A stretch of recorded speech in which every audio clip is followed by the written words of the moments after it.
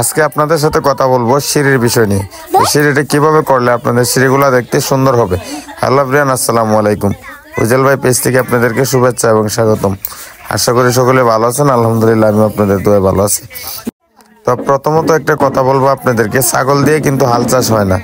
আপনারা যদি সিঁড়ি করতে হয় তাহলে ভালো মিস্ত্রির প্রয়োজন।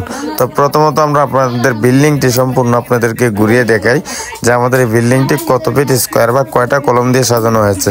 আমাদের এই বিল্ডিংয়ের মধ্যে আছে আপনাদের 14টি কলম এবং স্কোয়ার ফিটে যদি আপনি হিসাব করেন তাহলে আমাদের বিল্ডিংটা হচ্ছে 1350 ফিট স্কোয়ার।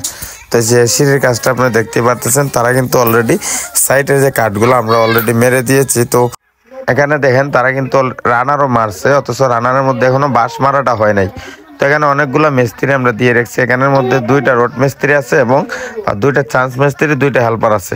কথা হচ্ছে সিঁড়িটা 2 দিনের ভিতরে যেমনি হোক ঢালাই করতে হবে। তো এখন চলেন লেট না করে আপনাদেরকে সিঁড়ির নাপটুকু আমি বলে দিই। আমরা যে জায়গাটা সিঁড়ি করতেছি, এখানে যদি আপনারা দেখেন এই কলমের ভিতর থেকে আমাদের বিমের আউট পর্যন্ত হচ্ছে 110 ইঞ্চি। 110 ইঞ্চি হচ্ছে আপনাদের 11টা ধাপ হবে, উপরের ধাপটা সহ। তো 11টা ধাপ হলে আপনার হাইটে কতটুকু নেবেন? আপনারা যদি 5 ইঞ্চি ধাপ করেন তাহলে হাইটে নেবেন আপনাদের কলমটা হচ্ছে 5 ফিট। আর যদি 6 ইঞ্চি ধাপ করেন তাহলে নেবেন 5 ফিট 6 ইঞ্চি। আর যদি প্লট ঢালাই করেন এটা আপনাদের ব্যক্তিগত বিষয়। তাহলে আপনাদের সিঁড়িটা করতে সহজ হবে এবং দেখতে অনেক সুন্দর হবে।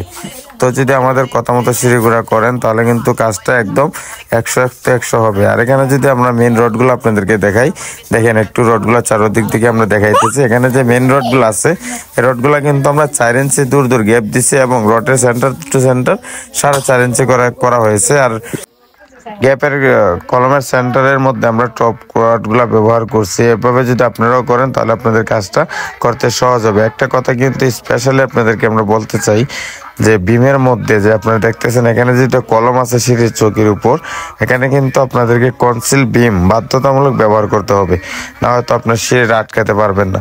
অনেক মিস্ত্রি আছে আপনারা দেখবেন এখানে কনসিল বিমের মধ্যে কম রড ব্যবহার করে। কম রড ব্যবহার করার কারণে আপনার সিঁড়িটা কিন্তু নিচের দিকে স্ল্যাগ করতে পারে এবং ক্র্যাক করতে পারে। তো এই ক্র্যাক দিকে যদি আপনারা বাঁচতে চান তাহলে আপনাদের কনসিল বিমের মধ্যে 6 থেকে 8টা রড 16 মিলি ব্যবহার করতে হবে। তাহলে আপনাদের সিঁড়িটা কখনোই ঝুঁকিপূর্ণ হবে না। ভিউয়ার, যদি আমাদের ভিডিওটা ভালো লেগে থাকে তাহলে অবশ্যই আমাদের চ্যানেলটাকে সাবস্ক্রাইব করে আমাদের পাশে থাকবেন। সবসময় আমাদের এমন ভিডিওগুলো দেখতে হলে ডালাই কিতা কইবা আগে বড় না সুইসি এটা কিতা আছে মধ্যে গাতে তাও এটা দাম বললে পারা তো তাকে লোকে বয়স দেশ না তত বয়সের লোকে তারা বাড়ে দেন নাস্তা সে বয়স আমার দেখা কাটা নি দে হন কাটা নো দেখ না উঠছে কেন উঠছে সব মেস্তর ও সো গিটা